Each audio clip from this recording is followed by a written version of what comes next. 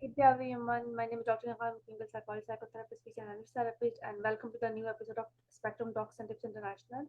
I am a clinical psychologist, psychotherapist, speech and language therapist, and I'm from Pakistan. I'm director international for Global International Director for Sound of Autism Arizona, and I have my own setup with the name of Global Alliance for Person with Different Special Additional Needs.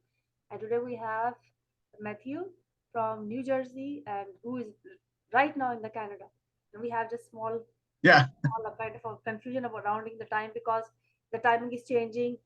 The 1 hour, the daylight and time also get a lot of confusion. Thank you so much for coming. And how are you today?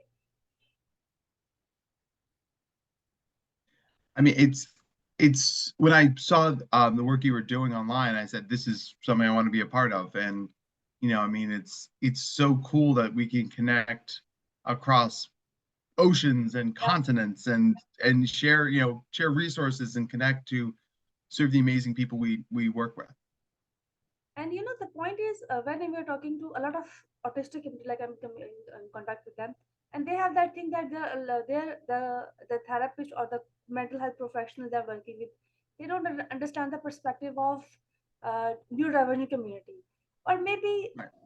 neurotypical, maybe, or maybe the community is not able to communicate with them the way, or they're even the neurodivergent community is not able to understand or comprehend how the whole community is helping them out. So how do you work and how do you support autistic kids, or what is your perspective about that, if it's kid or it's adult? Well, the very first job I got in mental health was supporting autistic kids. And these were kids with very severe behavioral and emotional challenges. I mean, it was a very severe treatment center, and and I'll admit that my initial experience sort of grounded me to this idea that autism was not different functioning, it was dysfunction. Right? It was people who were less effective, less adept to navigate modern society. And yet, the more I worked in this space, the more I worked with those kids, the more I realized that they had gifts and talents that a lot of us weren't seeing. And these kids, because of how challenging they were, but as I worked with other kids, I realized that if we approach kids from a top-down perspective, right, this is what they should be and this is where they are, we're seeing them through a deficit lens, and we're not seeing them for what they're capable of and their talents. Mhm. So, if you switch that to a bottom-up view and meet them where they are and see the talents and skills that they have, it's much easier to grow those talents and skills, because you're sort of saying, you may not be able to ride a bike right now, but you want to ride a bike, so I'm going to teach you how to ride a bike. Mhm. And you may not be able to handwrite a lot of things, but you can type them very quickly. So that's a skill, right? We want to play towards people's skills and get to know them in that way. Mhm. So, and then if you come at it from a bottom-up model, you're going to meet the kids where they are, and I think it naturally makes you more open to look at where they are, because the places where our autistic kids are super high, or well advanced for what we would expect. So I just thought that it was a really eye-opening experience for me. So I try and talk about it whenever I can. And the thing is, if you talk about, there are a lot of people, or the discussion that is going around autistic children, either it's adult children or it's adult, they cannot do certain things, like they cannot do this, and the words that they are using. Sometimes I talk about that it is sometimes, or maybe most of the time, hurtful. Like, it is kind of a guilt inducing, that impairment in this, impairment in socialization, impairment in making friends, impairment in doing certain things, and then there will be a little statement at the end of the article that they have that strengths also. So it's more like that Right. you have so many negative, and then there's a one positive thing, that they're good with numbers, that they're good with things. And it's like the picture is portrayed to the outer world is so maybe confusing, so blurry, that even they don't even understand that what actually autism is. Like, they are writing it down, but yet they don't understand the perspective that senses are working properly, brain is working properly, maybe child could have or adult could have sensory differences, maybe some struggle is there, maybe problem with the emotional regulation, or maybe problem with the executive function. But if they work along with those things, it could help them out to survive a lot of things. And they are functioning very well also, and they're keeping it together also. So what make you think, or what was the incident, what was the thing that give you insight, the way that you have insight about dealing autistic community right now? I mean, I think the idea here is that there's a lot of conversation around autistic people as incapable, right? And that neurotypical people need to do things for them and support them. And one of the things that the autistic community has been saying, especially the actually autistic movement, is they've been saying no conversations about us without us.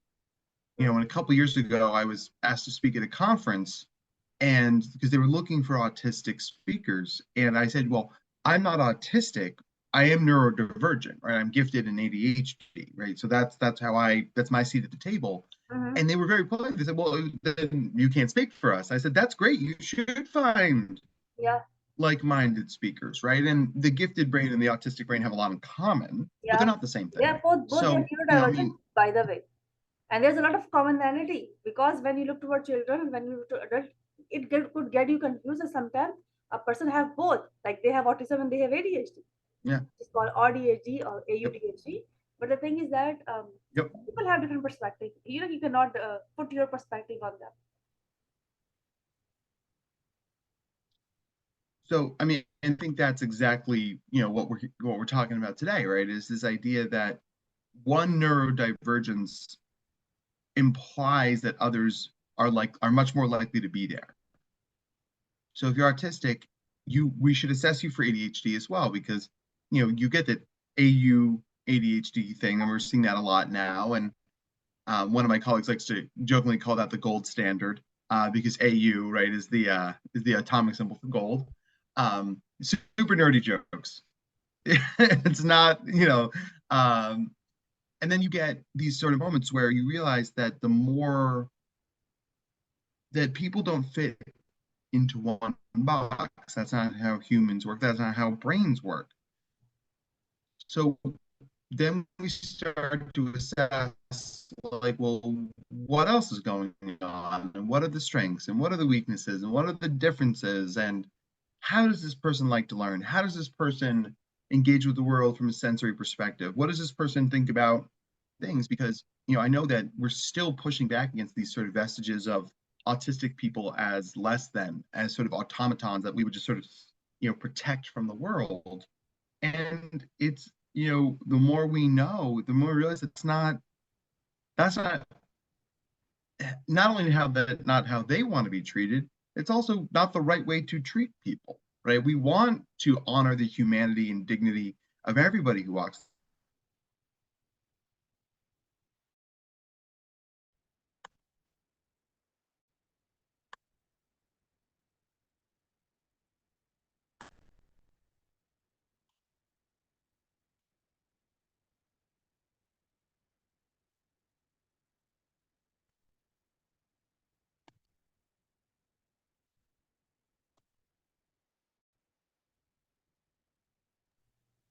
My mic was off. There we go. Sorry, I couldn't hear you. Okay, no, it's not, my mic was off actually. But the point is that from your discussion, I get this idea that you are a neurodivergent by yourself, and you mentioned about ADHD. So, can you tell me a little bit about that, about your diagnosis of autism, and sorry, your diagnosis of ADHD? How it helped you Yep. to understand autism? Because we know that it is sometimes it's like that and sometimes it's like that. If you talk about stimming, it's there. If you talk about interest, sometimes in autism they call it special interest, in that in ADHD it's called hyperfocus.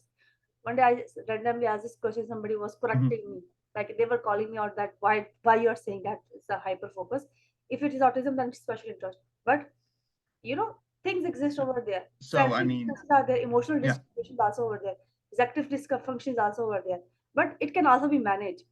that is a point that you can manage it. But how, if you look Yep. toward this thing that as a or UDHD, I don't know what to pronounce that, if they're saying AUDHD, are you being ADHD person able to help autistic community? Because there is a way to connect with kids, and that's why you might be able to understand them more, or maybe you have your origin to understand them more. But how it is helping you out to work with them? And I think that's where we get into the concept of not only neurodivergence but neuroindividuality, right? Because the way my ADHD is going to show up for me is different than how your ADHD might show up for you, or your client's ADHD is going to show up for them. So, I mean, any neurodivergence can highlight or amplify some skills, or can mask weaknesses, or can exacerbate weaknesses. I work with a client who is ADHD and has bipolar disorder. So when they're manic, they're that much more impulsive. They're that much more flighty, right, and hyper focusy. And so that's a variable we have to consider when we consider one's neurodivergence, right? I mean, I know I was diagnosed gifted when I was 8 years old, and I was identified as ADHD when I was 16. And a big reason I wasn't diagnosed with ADHD until I was 16 was because I was gifted. So they excused a lot of my behavior, or I was smart enough to figure something out on the fly because I forgot to study for it. I forgot to turn in the homework. Um, and I often refer to this as the gifted kid cheat code, right? Because it's like, oh, I forgot it, but I can do it really fast, and hey, I got it done. And perhaps if you have that autistic piece, perhaps your strong sense of rules and order would keep you Yeah. from quote unquote cheating, right? That's the thing we'd have to consider. Or maybe you would say that the rules from the teacher were not exactly explicit, therefore I'm not going to listen to them because those rules didn't make any sense to me, so I don't want to do them. Yeah. And the idea here is we all have this internalized sense of how people should act, right? Because there are rules in society, and perhaps they're different where you are than where I am, but everybody's got these rules. So when people are divergent, when they go against the rules and typical behaviors, our brains often sort of grate against that. They don't like that because our brains expect certain things to happen, Yeah. and they don't, and we get sad and frustrated by that. So what I would tell most people in these moments is, just because it's different doesn't mean it's wrong, and it definitely doesn't mean it's worse. Yeah. But Exactly. we have to approach working with clients from that perspective of, let me meet you where you are from a non-judgmental place, and then we'll see what groups you fit in, what places you fit in. And if you're trying to fit into groups that aren't going to accept you, or going to be really difficult to accept you, well, my goodness, then probably we should find you some different places. One of my favorite quotes is that if a flower's not growing, you don't blame the flower, you change the greenhouse. And I think for a lot of the autistic people I work with, that's the situation, right? It's not, oh, you should do these things and go to university and get a job and live on your own. Maybe that's not their journey, right? Maybe their journey is go to community college and live at home, but shop for their own groceries and get their own car and have their own social life. Maybe that's the right way to do it. We don't know. We have to leave our assumptions about autistic people at the door. Otherwise, I think we're opening ourselves up for real problems on the other end of this. Because when you were talking about before answering to this question, you were saying that nothing without us, and Yeah. the study that we have, I think you also have a background with the psychotherapy, if I'm not wrong about that. The study that we do, even we know a lot of studies where a parent have to answer for the child, or teacher is going to answer for the child, even if the subject is like that. Sometimes the topic is like that, they're working for the parenting thing. But sometimes there's many topics where an autistic adult could give you a very good response into that, and a very maybe appropriate response. But even then, uh, I knew people who are who are who are get out of that, who are excused from that study, because then they knew that a researcher who's neurodivergent person. And there are so many things on, because maybe the world is scared of so many things that they can do, maybe they cannot understand. And one thing, when people say that it is spreading, what I feel about that, it was always there. It's not a pandemic kind of a thing. It's not a fungal infection. It's not a viral infection that it is coming from one person to another person. It was always there. Now people is aware of a lot of things. People start talking about that, and sometimes when people start talking about something, it might become a trend too. Like everybody's saying, like for example, nowadays people will do that. They are doing a lot of things in trend, and because of catching a lot of people, like if you talk about neurodivergent community or ADHD autism, uh, we know that they are very good in certain skills. Like they could be very effective in certain things too. Like they could be very creative. Right. They could do different and hard work for something, and sometimes people are giving them very little reward for the work they do, but those people are happy because somehow they find a place over there to work in. um, uh, so that's how the things take. And the view of um, sometimes I feel that the different view is coming from a side is because a person is by themselves neurodivergent. And like you said that you are um, myself, like ADHD. And uh, it's not even about fighting with people around, like fighting with the other professionals, because I am professional, you are also professional. And we have to see something common ground, at how to work with, instead of parting people from the mental health system that we have. Even sometime I remember one day somebody was saying that it is autism, it's not mental health condition. And I was questioning about I mean, yeah, like, how is and it I love possible that if yeah, you I have love the autism questions and you're a mental asking health here. condition, you don't have that condition?